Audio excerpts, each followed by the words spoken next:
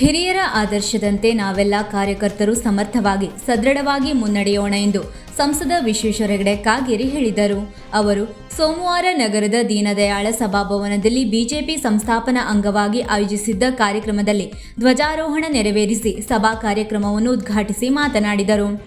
BJP 1980ರಲ್ಲಿ ಸ್ಥಾಪನೆಗೊಂಡು 46 ವರ್ಷಗಳನ್ನು ಪೂರೈಸಿ 47ನೇ ವರ್ಷಕ್ಕೆ ಪಕ್ಷ ಪಾದಾರ್ಪಣೆ ಮಾಡುತ್ತಿದೆ. ಬಿಜೆಪಿ ಹುಟ್ಟಿನ ಜೊತೆಗೆ ಜನಸಂಘದ ಹುಟ್ಟಿನ ಬಗ್ಗೆ ತಿಳಿದುಕೊಳ್ಳಬೇಕು. ಜವಾಹರಲಾಲ್ ನೆಹರು ವಿದೇಶಿ ಶಕ್ತಿಗಳ ಹಿಡಿತದಲ್ಲಿಟ್ಟು ದೇಶ ಹಿತ ಚಿಂತನೆ ಮಾಡದೆ ಸರ್ವಾಧಿಕಾರಿ ಆಡಳಿತವನ್ನು ನಡೆಸಿದರು. ದೇಶಭಕ್ತರೆಲ್ಲರೂ ಸೇರಿ ನೆಲ, ಜಲ, ಸಂಸ್ಕೃತಿಯ ಮೇಲೆ ನಂಬಿಕೆ ಹೊಂದಿದವರು. ಭಾರತಕ್ಕೆ ಸಾಂಸ್ಕೃತಿಕ ವಿಚಾರಧಾರೆಯನ್ನು ಬೆಳೆಸಲು ರಾಜಕೀಯ ಪಕ್ಷ ಬೇಕು ಎಂಬ ಚರ್ಚೆ ನಡೆಯಿತು. ಕಾಶ್ಮೀರಕ್ಕೆ ಪ್ರತ್ಯೇಕ ಸ್ಥಾನಮಾನವನ್ನು ಕೈಬಿಡುವಂತೆ ಶ್ಯಾಮ್ ಪ್ರಸಾದ್ ಮುಖರ್ಜಿ ವಿರೋಧದ ನಡುವೆಯೂ ಕಾಶ್ಮೀರ ಪ್ರವೇಶಿಸಿದರು. ಅವರನ್ನು ನೆಹರು ಸರ್ಕಾರ ಬಂಧಿಸಿ ಜೈಲಿನಲ್ಲಿ ಇರಿಸಿತು. ಅಲ್ಲಿ ಅವರ ಮರಣ ಸಂಭವಿಸಿತು. ಅವರ ಸಾವಿನ ಬಗ್ಗೆ ಇನ್ನೂ ಅನುಮಾನಗಳಿವೆ. ಅದೇ ರೀತಿಯಾಗಿ ಪಂಡಿತ್ ದೀನದಯಾಳ ಉಪಾಧ್ಯಾಯ ಅವರ ಸಾವಿನಲ್ಲಿಯೂ ಅನುಮಾನಗಳಿವೆ. ಕಾಂಗ್ರೆಸ್ ಸರ್ವಾಧಿಕಾರಿಯಾಗಿ ವರ್ತಿಸಿ ಪ್ರಜಾಪ್ರಭುತ್ವವನ್ನು ಹಾಳು ಮಾಡಿತು ಎಂದು ಆರೋಪಿಸಿದರು.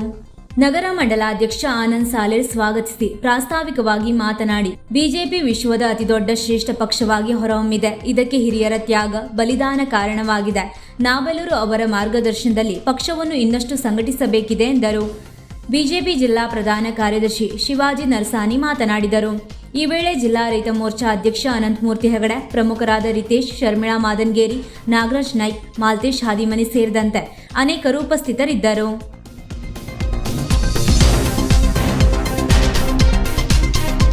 ವೀಕ್ಷಕ ಮಹಾಪ್ರಭುಗಳೇ, ನಮ್ಮ ಚಾನಲ್ ಅನ್ನು ಸಬ್ಸ್ಕ್ರೈಬ್ ಮಾಡಿ, ಶೇರ್ ಮಾಡಿ, ಪ್ರೋತ್ಸಾಹಿಸಿ.